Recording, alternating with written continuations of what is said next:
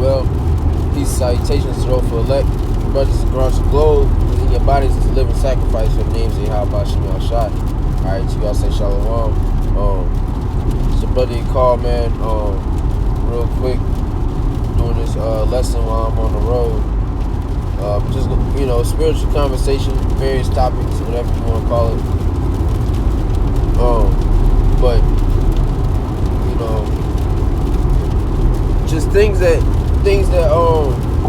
need to be addressed, man, is just how close we are to the end, man. Okay, and how much more important.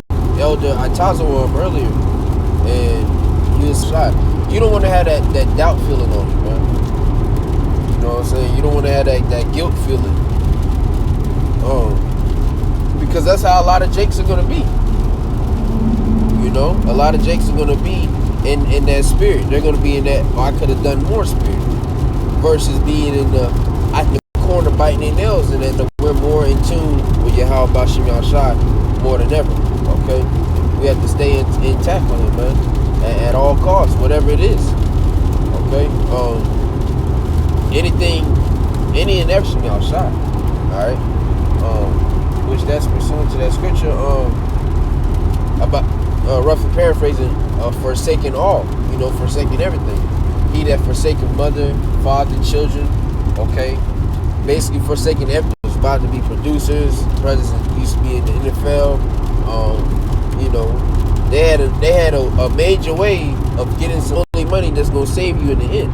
All right, because in Zephaniah, I think 1 verse 18, I think it is. Salaki if I'm wrong. All right, but it said your gold and your silver won't deliver you in those days, man.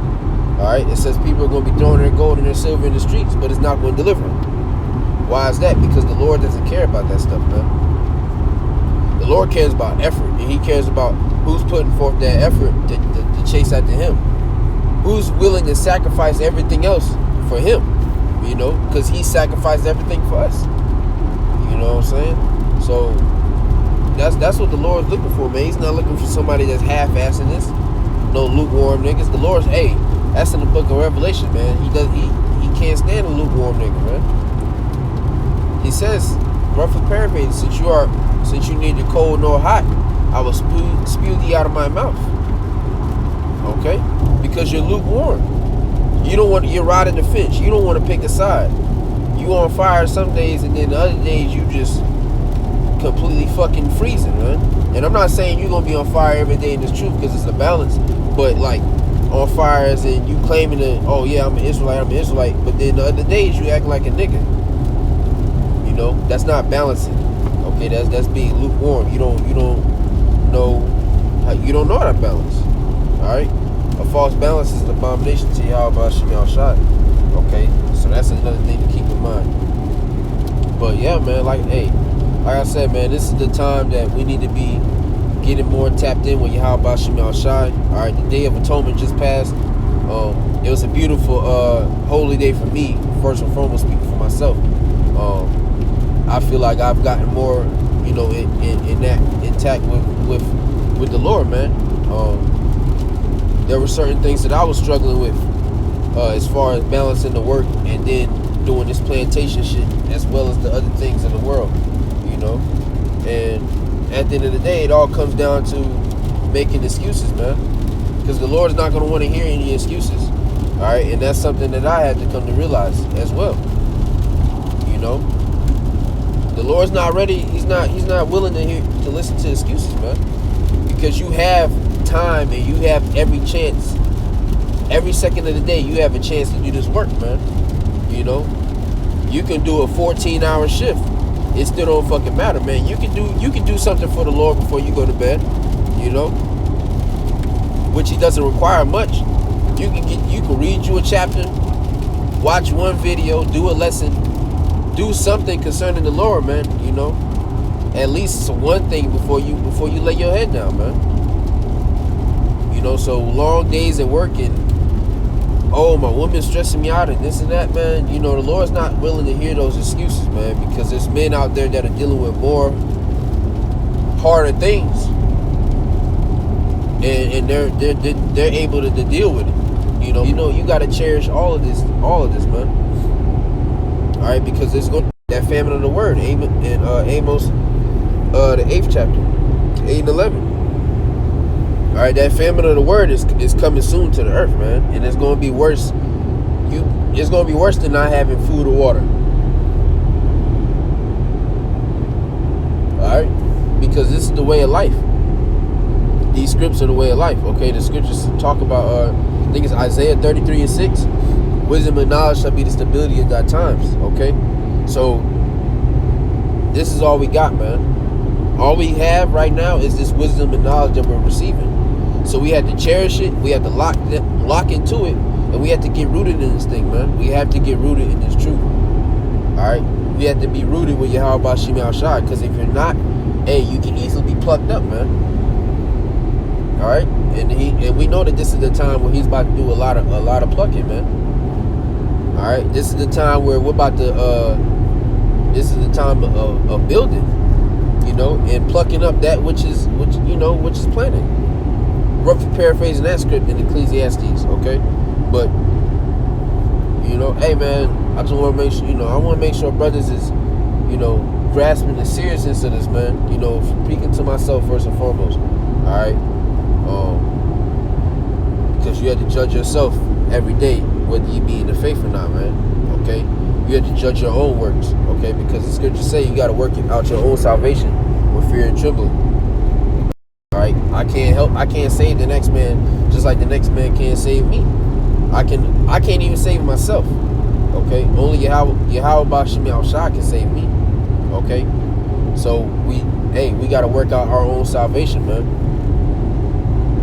So brothers got to make sure that they're doing what they're supposed to be doing. Get your videos in, get your studying in. All right, fellowship with the brothers, that's a key point too. It's not all about just linking up and drinking. It's about actually spending time with your Akim, man, and getting to know them. Because you got to learn your brothers every day, man. Every day that you're around them, you got to learn more things about them. That's part of being in the truth too. That's doing the work. How can you be your brother's keeper and you don't know your brother, man? You don't know anything about him. You don't know how he acts. You don't know how he'll react to this situation or that situation.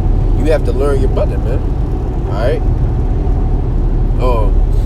But that was it, man. I ain't gonna make this too long. Like I said, I'm on the road, so Salaki, I can't really pull any precepts. I can only paraphrase them. Lord willing, this was exhorting to the elect, man. Like I said, brothers, we just gotta keep pushing. It's September, I think the 9th or the 10th. I don't know, but it's September.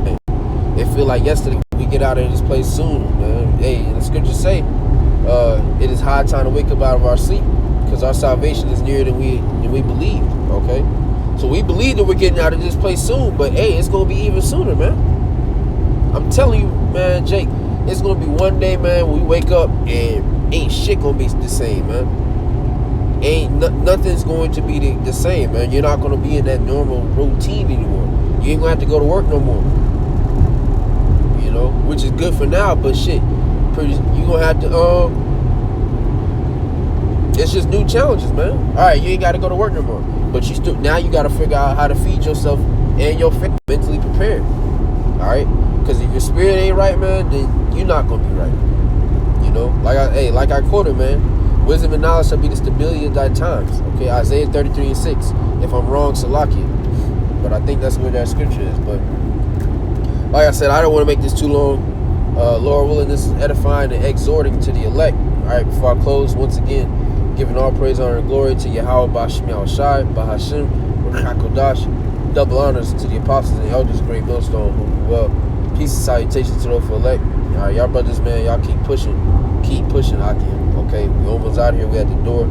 All you got, just keep holding on a little bit longer. Yahweh Shai is about to crack them clouds, man, and we're going to see our salvation. Okay, we're going to see our salvation. We're going to finally be saved from this wicked ass place, man.